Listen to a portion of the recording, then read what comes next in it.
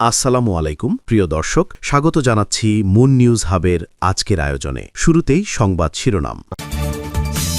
প্রথমে জানিয়ে দিব, ইসরায়েলের মেরুদণ্ড ভাঙার হামলা শুরু করল ইরান। জানিয়ে দিব, ট্রাম্পের সাহায্যের আবেদনে পাত্তা দিল না ন্যাটো। জানিয়ে দিব, হরমুজ প্রণালী নিয়ে সংঘাতে কখনোই জড়াবে না ফ্রান্স, জানালেন ম্যাক্রো। এবং সর্বশেষ জানিয়ে দিব, ইরানকে যুদ্ধবিরতির প্রস্তাব দিল যুক্তরাষ্ট্র। প্রস্তাব খারিজ করল ইরান। এতক্ষণ শুনছিলেন সংবাদ শিরোনাম, এখন থাকছে বিস্তারিত।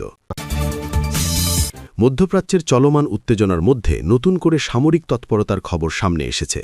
ইরানের অধঃসরকারি সংবাদ সংস্থা তাসনিম নিউজ এজেন্সি জানিয়েছে, ইসলামী বিপ্লবী গার্ড বাহিনীর অ্যারোস্পেস ফোর্স নতুন ধাপের সামরিক অভিযান শুরু করেছে। এই বাহিনীটি ইরানের অন্যতম গুরুত্বপূর্ণ সামরিক শক্তি হিসেবে পরিচিত, যার পূর্ণ নাম ইসলামী বিপ্লবী গার্ড কর্পস বা আইআরজিসি। প্রতিবেদন অনুযায়ী আইআরজিসির অ্যারোস্পেস ফোর্সের কমান্ডার সর্দার মুসাভি ঘোষণা দিয়েছেন যে মার্কিন যুক্তরাষ্ট্র ও ইসরায়েলের বিরুদ্ধে আঞ্চলিক পর্যায়ে হামলার একটি নতুন ধাপ শুরু হয়েছে। তিনি বলেন, এই অভিযান কেবল প্রতিরক্ষামূলক নয়, বরং এটি শত্রুপক্ষের সামরিক ও কৌশলগত সক্ষমতাকে দুর্বল করার লক্ষ্যেও পরিচালিত হচ্ছে। তার বক্তব্যে তিনি যুক্তরাষ্ট্র ও ইসরায়েলকে আমেরিকান জায়নবাদী শত্রু হিসেবে উল্লেখ করেন এবং দাবি করেন যে তাদের সামরিক ও রাজনৈতিক অহংকারের ভিত্তি ভেঙে দেওয়ার জন্য এই অভিযান পরিচালিত হচ্ছে। তিনি আরও বলেন, তেল আবিব ও ওয়াশিংটনের শক্তির প্রতীক যেসব কাঠামো রয়েছে, সেগুলোর বিরুদ্ধে প্রতিরোধ গড়ে তোলা হবে। ইরানি সূত্রগুলো জানিয়েছে, ভোর থেকে আইআরজিসি ক্ষেপণাস্ত্র ও ড্রোন ব্যবহার করে অঞ্চল জুড়ে একাধিক হামলা চালিয়েছে। এসব হামলার লক্ষ্য ছিল মধ্যপ্রাচ্যের বিভিন্ন স্থানে অবস্থিত মার্কিন ও ইসরায়েলি সামরিক অবস্থান। হামলাগুলো একাধিক ধাপে পরিচালিত হয়েছে এবং এতে বিভিন্ন ধরনের ব্যালিস্টিক ক্ষেপণাস্ত্র ও ড্রোন ব্যবহারের কথা বলা হয়েছে। অন্যদিকে ইসরায়েলি প্রতিরক্ষা বাহিনী জানিয়েছে যে ইরান থেকে ছোড়া ক্ষেপণাস্ত্রগুলোকে প্রতিহত করার জন্য তাদের বিমান প্রতিরক্ষা ব্যবস্থা সক্রিয় করা হয়েছে। ইসরায়েলের আকাশ প্রতিরক্ষা ব্যবস্থা দ্রুত সক্রিয় হয়ে আকাশে ধেয়ে আসা ক্ষেপণাস্ত্রগুলো শনাক্ত ও প্রতিহত করার চেষ্টা চালাচ্ছে। ইসরায়েলি সামরিক বাহিনীর তথ্য অনুযায়ী দেশটির বিভিন্ন এলাকায় সতর্কতামূলক সাইরেন বাজানো হয়েছে, যাতে সাধারণ মানুষ দ্রুত নিরাপদ আশ্রয়ে যেতে পারে। ইসরায়েলের নাগরিক প্রতিরক্ষা সংস্থা হোমফ্রন্ট কমান্ড মোবাইল ফোনে জরুরি বার্তা পাঠিয়ে জনগণকে আশ্রয় কেন্দ্রে অবস্থান করার নির্দেশ দিয়েছে। ওই বার্তায় বলা হয়েছে, পরিস্থিতি স্বাভাবিক না হওয়া পর্যন্ত যেন কেউ নিরাপদ আশ্রয় ত্যাগ না করে। এদিকে ইসরায়েলি সংবাদ মাধ্যম দ্য টাইমস অফ ইসরায়েল জানিয়েছে, মধ্য ইসরায়েলে ক্ষেপণাস্ত্র সতর্কতা জারি হওয়ার পরপরই উদ্ধারকর্মীরা সম্ভাব্য আঘাতপ্রাপ্ত স্থানগুলোতে পৌঁছে কাজ শুরু করেছে। প্রাথমিকভাবে কিছু এলাকায় ক্ষেপণাস্ত্রের পতনের সম্ভাবনার খবর পাওয়া যাওয়ায় জরুরি সেবা সংস্থাগুলো দ্রুত সেখানে সাড়া দেয়। প্রতিবেদন অনুযায়ী হামলার পর উদ্ধারকর্মীরা ঘটনাস্থলগুলোতে গিয়ে পরিস্থিতি পর্যবেক্ষণ করছে এবং ক্ষয়ক্ষতির মাত্রা যাচাই করছে। তবে প্রাথমিক তথ্য অনুযায়ী এখনও পর্যন্ত কোনো হতাহতের খবর পাওয়া যায়নি। একই সঙ্গে বলা হয়েছে, এই হামলায় তুলনামূলকভাবে সীমিত সংখ্যক ক্ষেপণাস্ত্র ব্যবহার করা হয়েছে। বিশ্লেষকদের মতে, এই ধরনের হামলা মধ্যপ্রাচ্যের সামগ্রিক নিরাপত্তা পরিস্থিতিকে আরও জটিল করে তুলতে পারে, কারণ ইরান, ইসরায়েল ও যুক্তরাষ্ট্রের মধ্যে দীর্ঘদিন ধরে রাজনৈতিক ও সামরিক উত্তেজনা বিরাজ করছে। এমন পরিস্থিতিতে প্রতিটি নতুন হামলা বা প্রত্যাহামলার ঘটনা আঞ্চলিক সংঘাতের ঝুঁকি বাড়িয়ে দিতে পারে। বর্তমান পরিস্থিতিতে বিভিন্ন দেশ ও আন্তর্জাতিক সংস্থাও ঘটনাগুলো নিবিড়ভাবে পর্যবেক্ষণ করছে, কারণ মধ্যপ্রাচ্যে সংঘাত বাড়লে তার প্রভাব শুধু ওই অঞ্চলে সীমাবদ্ধ থাকে না, বরং বৈশ্বিক রাজনীতি, জ্বালানি বাজার এবং আন্তর্জাতিক নিরাপত্তা পরিস্থিতিতেও তার প্রভাব পড়ে। সব মিলিয়ে বলা যায়, ইরানের ঘোষিত এই নতুন সামরিক ধাপ এবং তার প্রতিক্রিয়ায় ইসরায়েলের প্রতিরক্ষা ব্যবস্থা সক্রিয় হওয়া মধ্যপ্রাচ্যের উত্তেজনাপূর্ণ পরিস্থিতিকে আরও স্পষ্টভাবে সামনে নিয়ে এসেছে। পরিস্থিতি কিভাবে এগোবে তা এখন অনেকটাই নির্ভর করছে পরবর্তী সামরিক ও দূতাবাসিক পদক্ষেপের ওপর।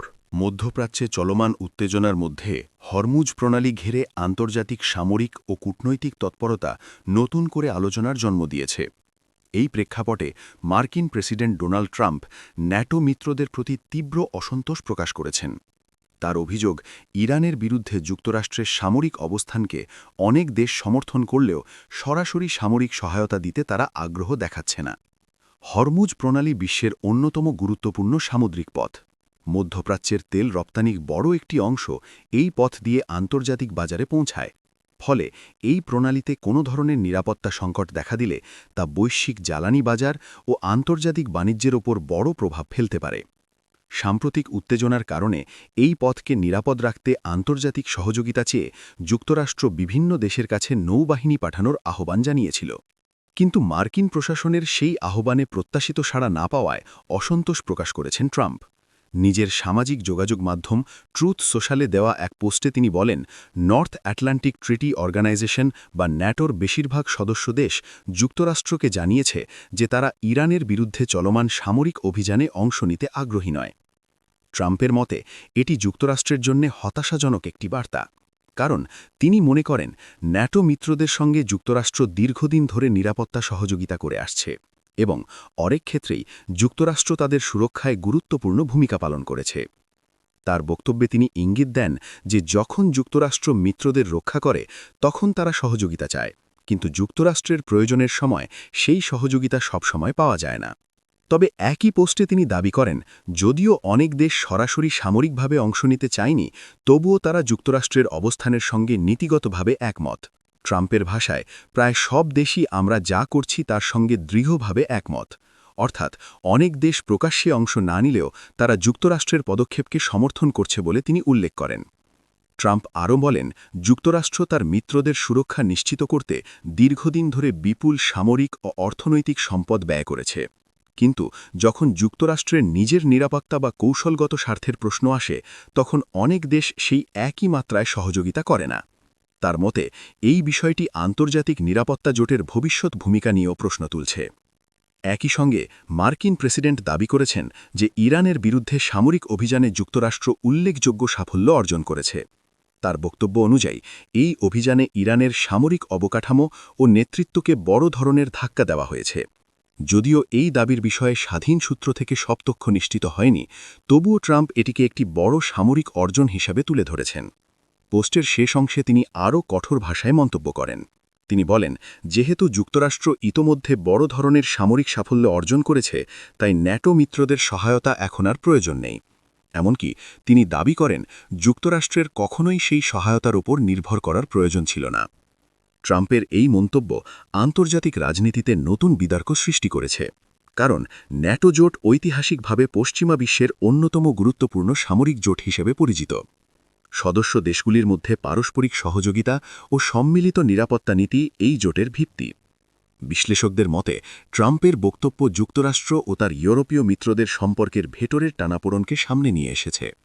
বিশেষ করে মধ্যপ্রাচ্য নীতি ও ইরান ইস্যুতে পশ্চিমা দেশগুলির মধ্যে ভিন্নমত দীর্ঘদিন ধরেই রয়েছে। সব মিলিয়ে হরমুজ প্রণালীর নিরাপত্তা, ইরানকে ঘিরে সামরিক উত্তেজনা এবং ন্যাটো জোটের ভেতরের মতপার্থক্য, এই তিনটি বিষয় এখন আন্তর্জাতিক রাজনীতির কেন্দ্রবিন্দুতে উঠে এসেছে। পরিস্থিতি কিভাবে এগোবে তা অনেকটাই নির্ভর করবে আগামী দিনগুলোর কূটনৈতিক আলোচনা ও সামরিক সিদ্ধান্তের ওপর। মধ্যপ্রাচ্যে চলমান উত্তেজনার মধ্যে হরমুজ প্রণালী এবং বৈশ্বিক নিরাপত্তা পরিস্থিতি নিয়ে নতুন করে বক্তব্য দিয়েছেন ফ্রান্সের প্রেসিডেন্ট ইমানুয়েল ম্যাক্রঁ। তিনি স্পষ্টভাবে জানিয়েছেন যে হরমুজ প্রণালী উন্মুক্ত করার উদ্দেশ্যে কোনো সামরিক অভিযানে ফ্রান্স অংশ নেবে না।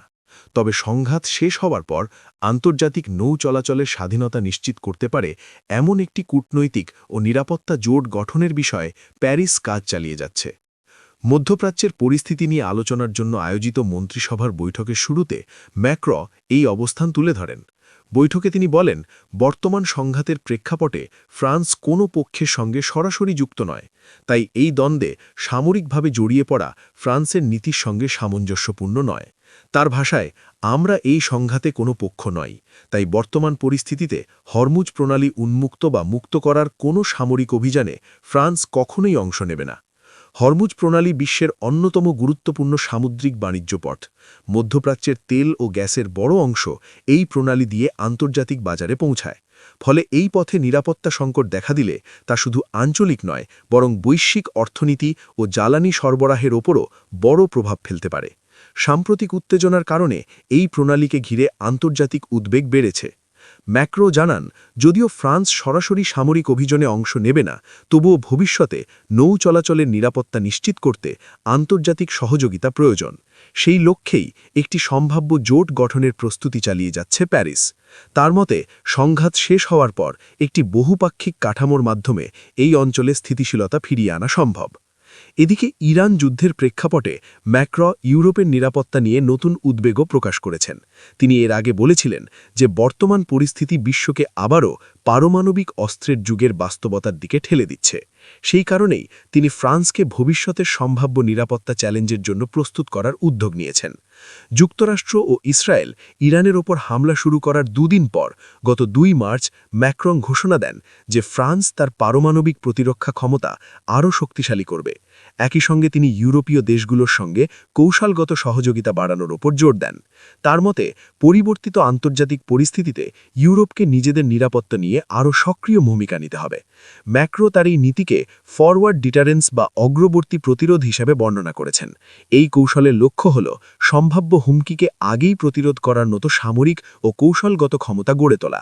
তার মতে, শক্তিশালী প্রতিরক্ষা ব্যবস্থা থাকলে প্রতিপক্ষের আগ্রাসনের সম্ভাবনাও কমে যায়। বিশ্লেষকদের মতে, ম্যাক্রনের এই বক্তব্য দ্রুত পরিবর্তনশীল আন্তর্জাতিক পরিস্থিতির প্রতিফলন। বিশেষ করে ইউরোপের অনেক দেশ এখন নিরাপত্তা ইস্যুতে নতুনভাবে ভাবতে শুরু করেছে। দীর্ঘদিন ধরে ইউরোপীয় দেশগুলো পারমাণবিক প্রতিরক্ষা ও সামরিক সুরক্ষার জন্য অনেকাংশেই যুক্তরাষ্ট্রের ওপর নির্ভর করে এসেছে, কিন্তু বর্তমান ভূরাজনৈতিক পরিস্থিতিতে সেই নির্ভরতা নিয়ে নতুন করে প্রশ্ন উঠছে। এই প্রেক্ষাপটে ফ্রান্স নিজেকে ইউরোপের নিরাপত্তা কাঠামোর একটি গুরুত্বপূর্ণ শক্তি হিসেবে তুলে ধরতে চায় বলে মনে করছেন বিশ্লেষকরা। কারণ পারমাণবিক অস্ত্রধারী দেশগুলোর মধ্যে ফ্রান্স একটি বড় শক্তি। বর্তমানে ফ্রান্সের কাছে বিশ্বের ৪র্থ বৃহত্তম পারমাণবিক অস্ত্রভাণ্ডার রয়েছে। সব মিলিয়ে ম্যাক্রনের বক্তব্যে দুটি বিষয় স্পষ্ট হয়ে উঠেছে। প্রথমত, ফ্রান্স মধ্যপ্রাচ্যের চলমান সংঘাতে সরাসরি সামরিকভাবে জড়াতে চায় না। দ্বিতীয়ত, একই সঙ্গে তারা ইউরোপের নিরাপত্তা ও কৌশলগত ক্ষমতা শক্তিশালী করার পথে এগিয়ে যেতে চায়। এই দুই নীতির সমন্বয়ে বর্তমান আন্তর্জাতিক পরিস্থিতিতে ফ্রান্সের সামরিক অবস্থানকে তুলে ধরছে।